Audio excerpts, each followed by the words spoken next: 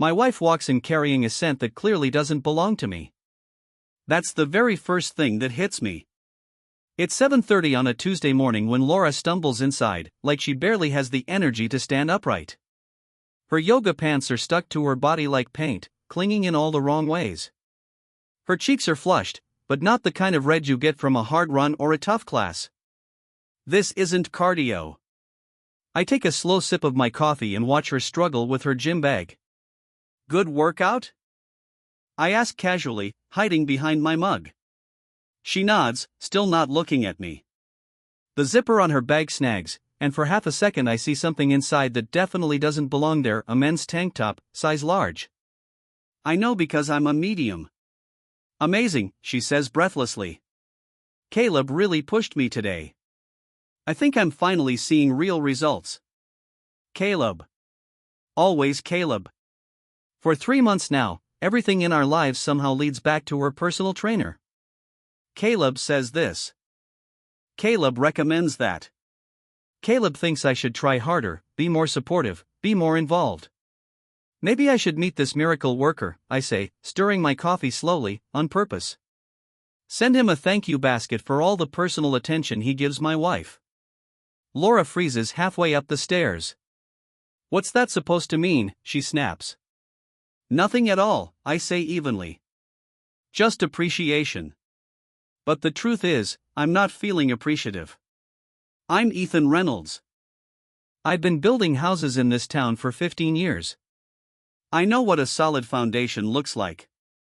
And I know when something's about to cave in. My marriage? It's the second one. The signs keep stacking up, piece by piece, like lumber piling up on a job site. Gym sessions that stretch past closing time. New clothes meant for someone else, not our marriage. Phone calls she takes in the garage, whispering about training plans and personal goals. Then Wednesday afternoon delivers the final nail.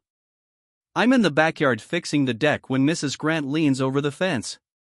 She's 73, can't see a thing without her glasses, but somehow she never misses what matters. Nicholas, dear, she calls out sweetly. I saw that Instagram story from the Iron Den yesterday. Your Laura looked awfully close with her trainer. She hands me her phone, squinting through her bifocals. The gym's official page is loaded with workout clips. In one of them, I spot my wife in the background, laughing while Caleb guides her through a stretch that feels far too intimate for a public workout. The comments are worse. Maya, Laura's best friend, writes, "Get it, girl." Another woman from the gym adds, "That trainer is so attentive." Lucky you. I screenshot everything and give the phone back. Thanks, Mrs. Grant, I say. Very educational. That night, Laura picks at her salad and critiques me like I'm failing an interview. You could learn a lot from Caleb, she says. He really listens. He's present. I'm present, I reply. I'm sitting right here. Physically, she says. But when's the last time you actually focused on me? When did you last make me feel special? I want to ask when the last time she made me feel like anything other than a walking paycheck was, but I don't. I swallow it. I smile. You're right, I say. I should definitely send Caleb that thank you basket. Ethan, don't make this weird. Weird? I shrug. I'm just being grateful.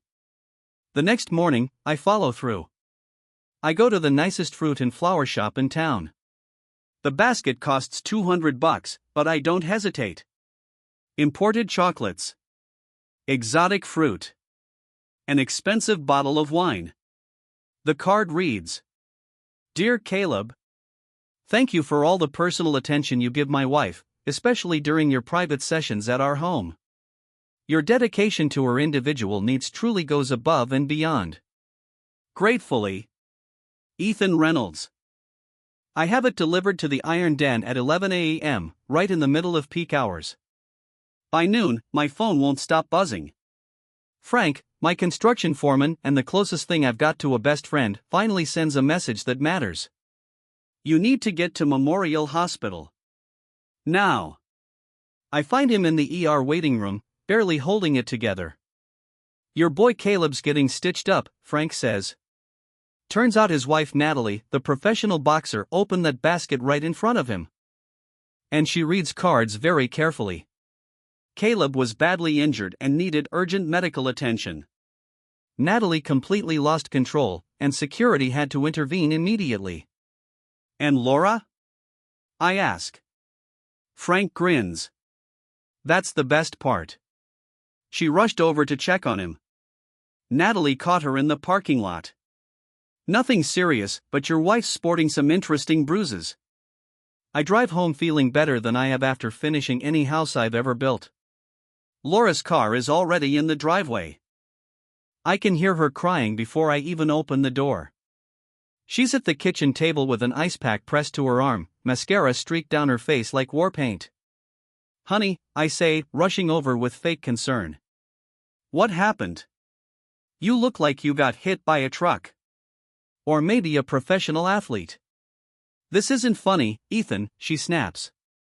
That woman is insane. She attacked me. Who attacked you? Natalie. Caleb's wife. She got the wrong idea. What kind of wrong idea? Laura looks away. She thinks Caleb and I are having an affair. Which is ridiculous. He's my trainer. That's all. I sit down across from her, fold my hands, and look at her like I'm about to negotiate a contract. Well, that's absurd, I say, shaking my head like the idea is genuinely confusing. I mean, why would she assume that?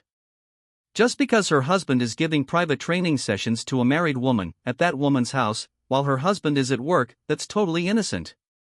Besides, he's never even been to our place. I raise an eyebrow. Really? Then why did I write that in the card? The ice pack slips from her hand and smacks against the kitchen floor. What card? She asks, too quickly. The one that came with the thank you basket, I say calmly. The one where I expressed my appreciation for all the personal attention Caleb gives you. Especially during those private sessions at our home. Her face cycles through colors like a malfunctioning traffic light, white, then red, then a sickly green. You didn't, she whispers. Oh, I absolutely did, I reply. Cost me $200. But your happiness? That's priceless. Ethan, you have to fix this, she says, panic creeping in.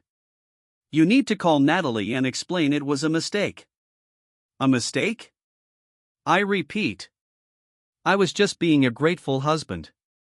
She starts crying again, but this time it's not sadness. These tears are sharp, angry. You did this on purpose, she snaps. You're trying to ruin my life. I'm trying to show appreciation for the people who make my wife so happy, I say evenly. Speaking of which, how's that gym membership working out for you? I imagine the Iron Den might feel a little uncomfortable now. The next few days are beautifully awkward. Laura can't bring herself to step foot in the gym, which means her whole social world, Maya, Jen, and the rest of the workout crew has to get the story secondhand. And in a town this small, secondhand stories don't stay small for long. They multiply. Maya calls me directly Saturday morning. Ethan, what the hell did you do? I sent a fruit basket, I say. Is that illegal now? Natalie Morgan is telling everyone Laura and Caleb were having an affair, she snaps. She's blasting it all over Facebook and Instagram. She even tagged Laura's boss. I almost smile. Well, that's unfortunate, I say. Maybe Laura should have thought about that before starting her advanced training program. You're being a real bastard about this. I'm being a husband who appreciates good customer service. By Sunday, the story has turned into something straight out of a daytime soap opera. According to Mrs. Grant, who hears it from the church ladies, who hear it from the grocery store cashiers, who hear it from everyone, Laura and Caleb were caught in a compromising position at the gym. Natalie beat them both half to death. And I'm either completely clueless or the smartest man in town. I prefer the second option. Monday morning brings the first real consequences. Laura comes downstairs in a business suit instead of workout clothes, her face set in grim. I've been suspended, she says flatly. Pending an investigation into my conduct. What kind of conduct? I ask. Someone sent screenshots of Natalie's posts to HR, she says. Posts that mention me by name. And make certain claims about my character. I pour myself another cup of coffee and lean against the counter. That's awful, honey, I say. Who would do something like that? She stares at me. I think we both know. I don't even have Facebook, I remind her. Which is technically true. I don't. But Mrs. Grant does. And she's been more than happy to make sure the right people see the right things at exactly the right time. Amazing what you can accomplish with a fruit basket and a 73-year-old woman who's waited her whole life to be involved in a real scandal. This has to stop, Ethan, Laura says. You've made your point. What point is that? That you're angry about Caleb, she says. Fine. Be angry. But this is affecting my career. My reputation. Everything I've worked for. I set my coffee mug down carefully, lining it up with the edge of the counter. Laura, I need you to listen closely, I say. All I did was send a thank you basket to your trainer.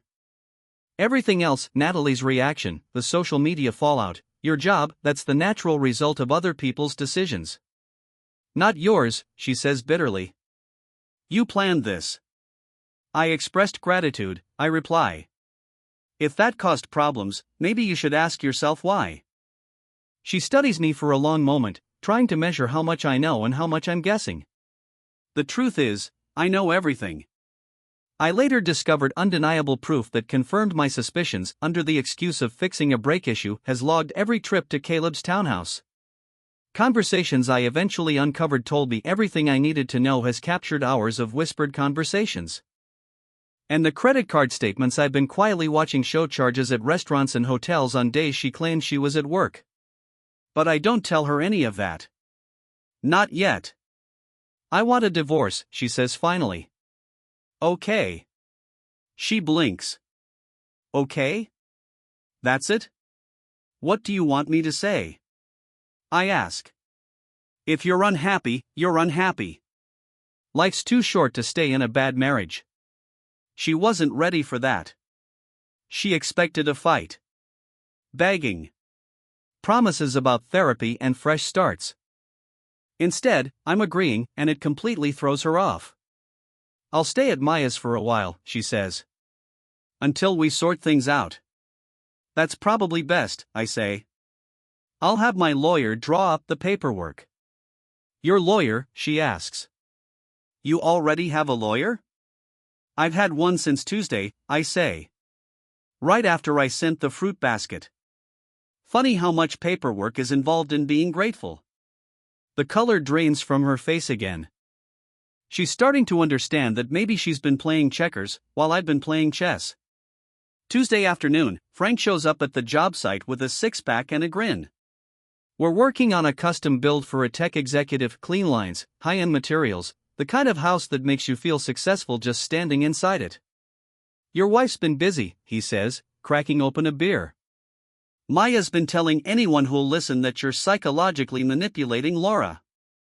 Controlling who she spends time with. Is that what I'm doing? I ask, taking another pull from my beer. Because according to Maya, I'm a controlling narcissist who can't stand the idea of my wife having male friends. She's even putting together some kind of support group to help Laura escape my so-called toxic influence. I watch the sun sink behind the half-finished house in front of us. The frame is up, the bones are there, but everything else is still exposed. Frank, I say, do you remember when we built the Henderson place and the foundation kept settling wrong? Yeah, he says. Took 3 tries before we figured out they'd lied about the soil reports. And what did we do once we had proof? I ask. We tore the whole thing out and started from scratch. Exactly. Wednesday brings the paperwork. Divorce filing. A request for a temporary restraining order. A demand for immediate spousal support. Laura's lawyer is Sofia Alvarez, the most aggressive family attorney in the county, famous for her scorched earth style and zero mercy. The restraining order request is especially creative. In her sworn statement, Laura claims I've been stalking her, monitoring her movements, interfering with her friendships, and intentionally humiliating her in public to cause emotional distress. My lawyer, Brian Holloway, isn't flashy like Alvarez. But he's twice as smart. He's handled legal matters for my construction company for a decade, and he builds cases the same way I build houses: solid foundation, no shortcuts. She's reaching, Brian says, flipping through the documents in his office. The fruit basket thing? Honestly, it's kind of brilliant. You didn't accuse anyone. You didn't threaten anyone. You didn't harass anyone. You sent a gift and a thank you note. What about the restraining order? I ask. Judge Morrison will toss that out, Brian says, smiling. You don't get a restraining order because someone's passive-aggressive. If you could, half the country would qualify. And the spousal support? Brian's smile widens. That's where it gets interesting. He leans back. I did some digging into Mrs. Reynolds's work situation. Turns out the suspension isn't just about social media drama. He slides a folder across the desk. There've been questions about her expense reports.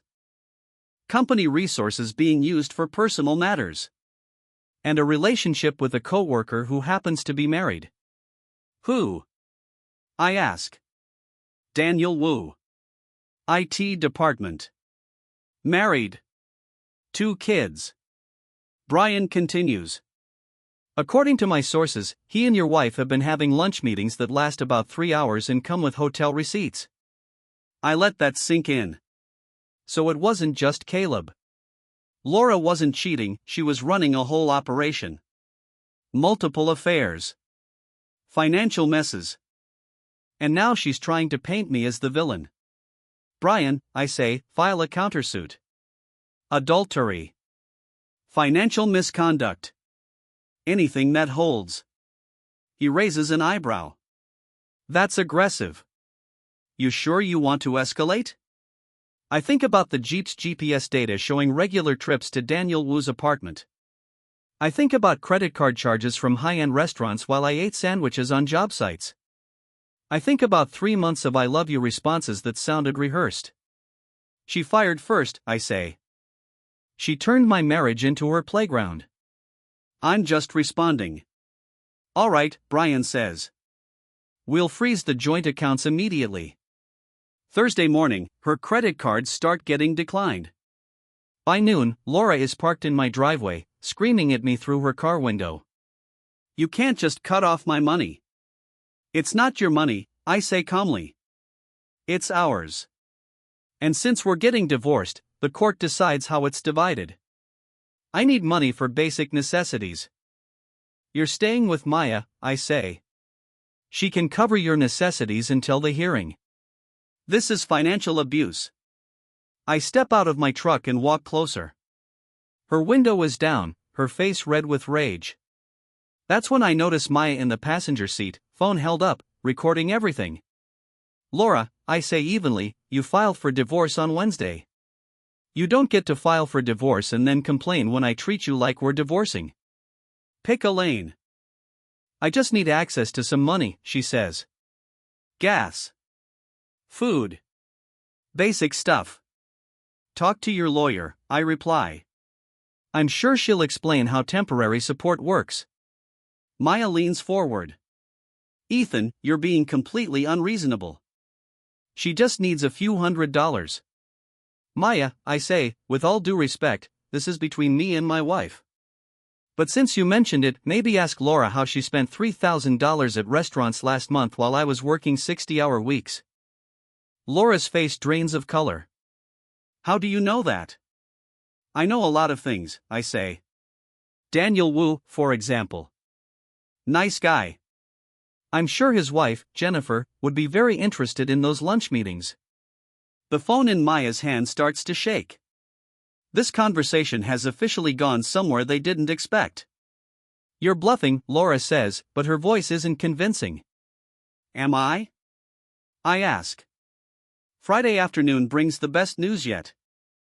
Frank calls me from the job site, barely able to contain himself. You need to get to the Rusty Nail. Now.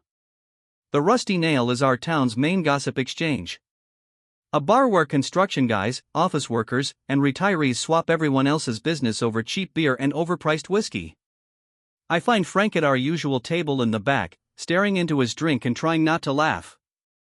Maya and Jen are at the bar, he says quietly. They've been here over an hour. And they're drunk. Like, really drunk. So they're talking. Loudly. About Laura. I glance toward the bar. Maya's arms are flailing, Jen nodding along, both way past discretion. Tommy the bartender is enjoying every second, and other patrons are leaning in to catch every word. What are they saying? I ask. Everything, Frank says. The affairs. The money. The lies. Laura told them you were controlling and emotionally abusive. But now, they're starting to think maybe she wasn't being completely honest. What changed their minds? I ask. Jen found out about Daniel Wu, Frank says. Turns out she had a thing for him too. She's furious Laura never mentioned she was already working that angle. That explains a lot. I order another beer and settle in. Maya is deep into confession mode now, leaning on the bar and spilling everything to anyone within earshot: Laura's overlapping relationships, her money problems, and her plan to take me for every dollar she could squeeze out of the divorce. She said Ethan was stupid, Maya slurs to the bartender. Said he'd never catch on because he's just a construction worker. She laughs, then hiccups. But look at him now, she adds. He turned the situation completely around. Jen raises her glass in a sloppy toast. To Laura Reynolds, she announces, who thought she was smarter than everyone else and got outplayed by a guy with a hammer. The entire bar erupts. That's when it hits me: public opinion has officially turned. And in a town this size, reputation is currency. Laura's reputation was completely destroyed. Saturday morning brings the nuclear option. Mrs. Grant calls me at 7 sharp, practically buzzing through the phone. Nicholas, dear, you need to see this. Natalie Morgan just posted something on Facebook, and, well, it's very thorough. I drive straight over. She's waiting on her porch with her laptop open, scrolling through what looks like a short novel disguised as a social media post. She documented everything, Mrs. Grant says, adjusting her glasses. Dates. Times. Photos. Messages. Apparently, she's been investigating her husband's affair for weeks. The post is a masterpiece of public destruction. Natalie includes screenshots of texts between Caleb and Laura. Photos of them at restaurants and hotels. Credit card records showing romantic dinners and gifts. A neatly organized timeline laying out their entire relationship. And then there's the ending. She made this situation impossible to ignore for anyone involved. She made sure no one misses a thing, Mrs. Grant says, smiling. Oh, and she also posted your original thank you card. She thinks it's hilarious that you figured it out before she did. By Sunday afternoon, the post has been shared more than 200 times. Things escalated far beyond what anyone expected online. Brian calls later that day. Laura's lawyer wants an emergency mediation, he says. Alvarez reached out this morning. She's motivated. What kind of motivated? Uncontested divorce. Minimal alimony. Clean asset split. She wants this over fast and quiet. And if I say no? Then we go to court. And all of this becomes public record. Every affair. Every lie. Every financial mess. Alvarez knows her client wouldn't survive that level of exposure. I think about it for 30 seconds. Set up the meeting, I say. But I want everything documented. Ethan, Brian says, you've already won. Why keep twisting the knife? Because she didn't just cheat, I reply. She tried to destroy me. She called me manipulative. Controlling. Stupid. She was planning to take my house, my business, my reputation. I pause.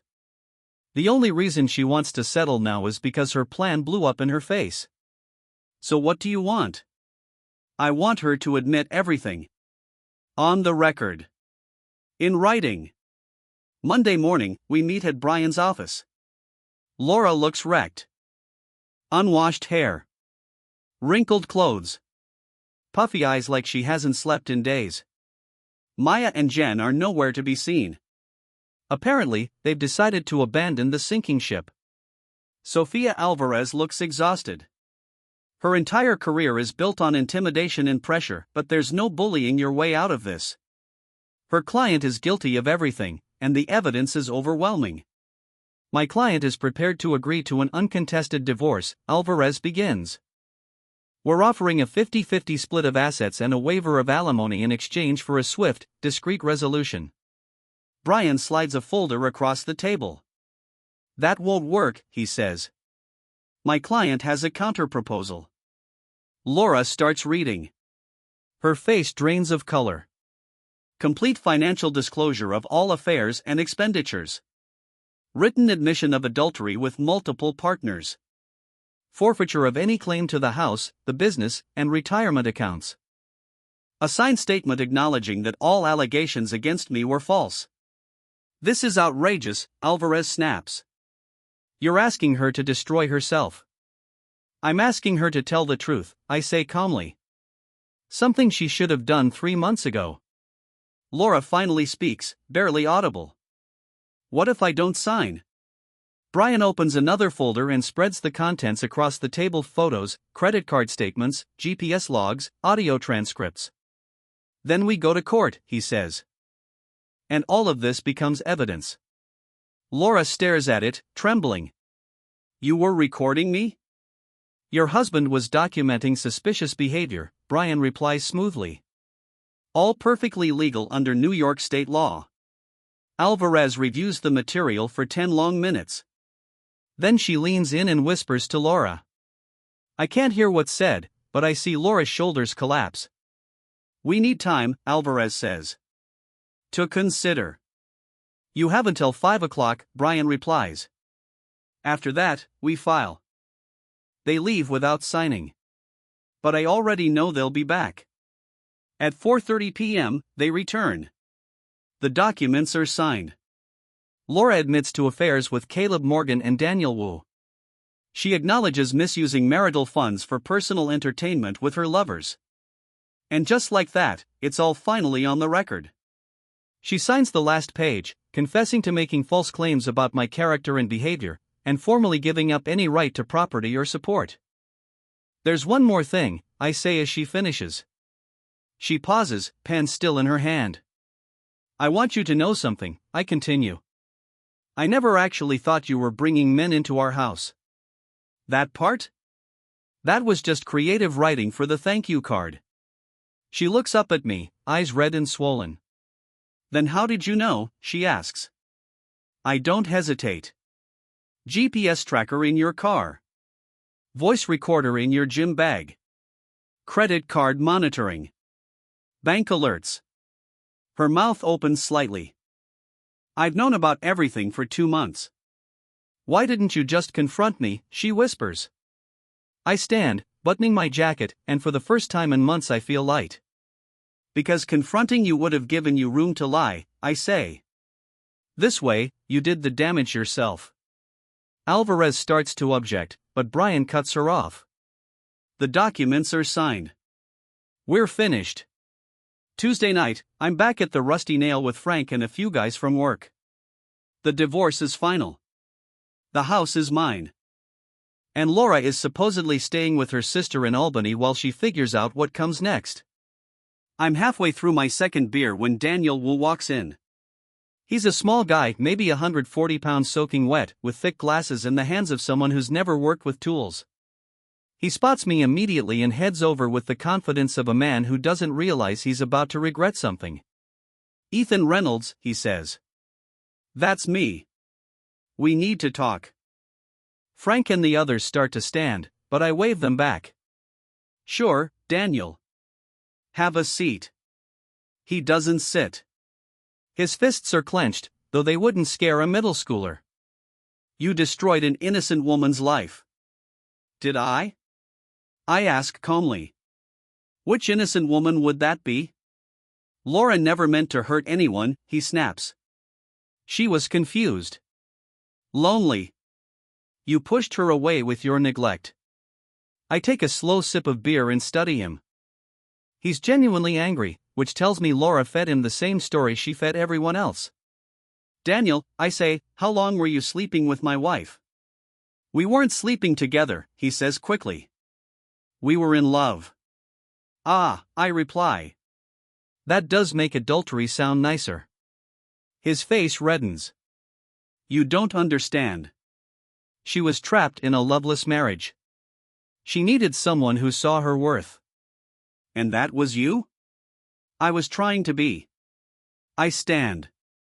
Even though he's probably 10 years younger, I've got 6 inches and 50 pounds on him. Let me explain something, I say quietly. Laura wasn't trapped. She was married and cheating with multiple men while spending my money and lying about me. Falling for her sob story doesn't make you noble. It makes you gullible. You're wrong about her, he says, though his voice wavers. Am I? I ask. Did she mention she was also sleeping with her personal trainer? Or did she leave that out? That's not true, he says.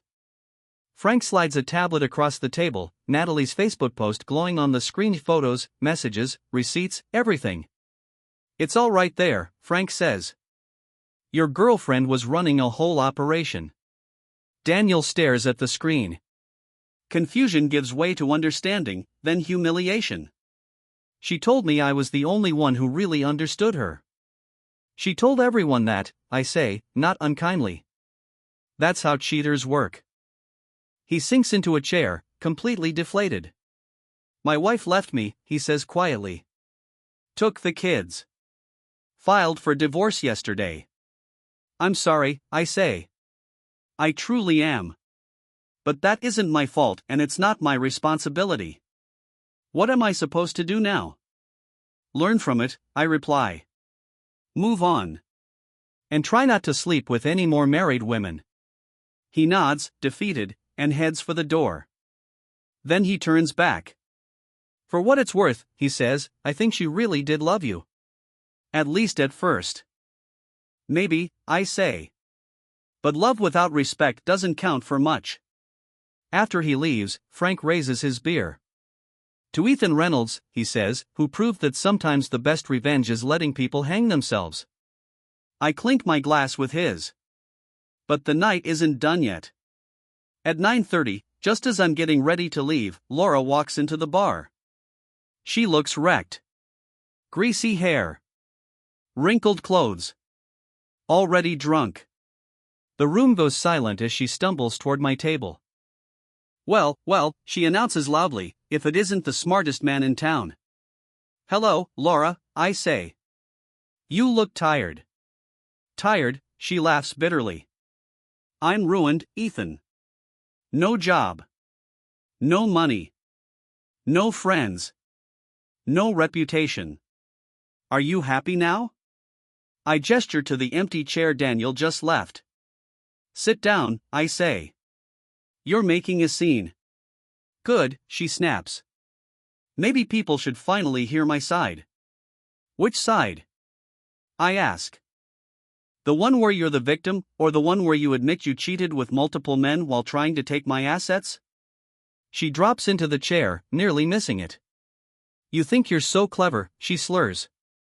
Manipulating everyone. Setting me up. I didn't set you up, I say evenly. I sent a fruit basket. Everything else was your decision. That basket destroyed my life. No, I reply. Your behavior destroyed your life. The basket just exposed it. She leans forward, lowering her voice, but somehow the whole bar hears her. You want the truth, Ethan? The real truth? Go ahead. I never loved you, she says. Not really. The words hit hard, but I keep my face neutral. I married you because you were safe, she continues. Stable. Boring. I thought I could build a life with you and find passion elsewhere. And it worked, for years. How long? I ask. Since before we even got married, she says. Marcus in college. Steve from my first job. Paul from the gym before Caleb. She smiles cruelly. You were always the backup plan, Ethan. The reliable guy who paid the bills while I had my fun. The bar is so quiet you could hear a pin drop. Every eye is on us. And for the first time, Laura seems to realize what she's just done, confessed to years of calculated betrayal in front of half the town.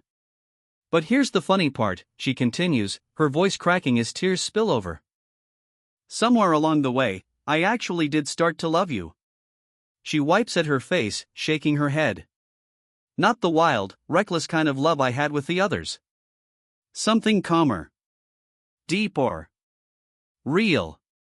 I lean back in my chair, letting that sink in. And by the time I understood that, she says softly, it was already too late. I'd ruined everything. I study her for a moment. When did you figure it out? I ask. The day you sent the fruit basket, she says without hesitation. When I realized what you were capable of. How smart you really were. How perfectly you played everything.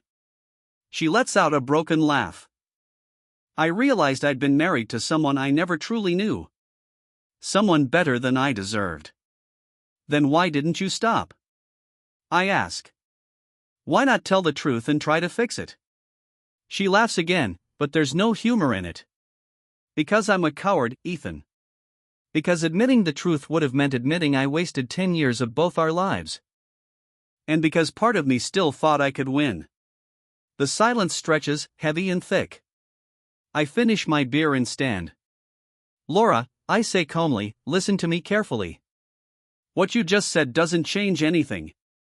It doesn't erase the lies. Or the cheating. Or the manipulation. Or the way you tried to destroy my name. She nods faintly. I know. It's too little, I continue, and too late. I did love you, she whispers. I know, I say. I love the real you. Or at least the version I thought was real. If you'd been honest from the start, maybe we could have figured something out. I glance around the bar at all the faces watching us, then back at the woman sitting across from me, my wife, my ex-wife, looking smaller than I've ever seen her. But now, I say quietly, you live with the consequences of your choices. Just like I live with mine. I place a 20 on the table and walk toward the door. Behind me, I hear Laura crying, but I don't turn around. Some bridges don't get rebuilt. Once they burn, they're gone for good. Outside, the night air is cool and clean. It smells like freedom. My phone buzzes. A text from Brian. House deed transferred. Accounts finalized. You're officially a free man. I drive home to my house now and pour myself a drink from the bottle of expensive whiskey I'd been saving for the right moment. Through the kitchen window, I can see Mrs. Grant's porch light still glowing. She's probably already typing up the Facebook post that'll make tonight immortal. Tomorrow, I'll go back to work. Back to building houses. Good ones. Solid ones. The kind with strong foundations that last. Tonight, I drink my whiskey and think about how sometimes the best way to win isn't revenge or violence, but patience, truth, and letting people defeat themselves. In the distance, I hear cars pulling out of the Rusty Nails parking lot, carrying tonight's story to every corner of town. By morning, everyone will know how it ended. Not with fists or shouting, but with consequences, clarity, and the quiet satisfaction of a job done right. I raise my glass one last time. To personal bests. And knowing when to disqualify the cheaters.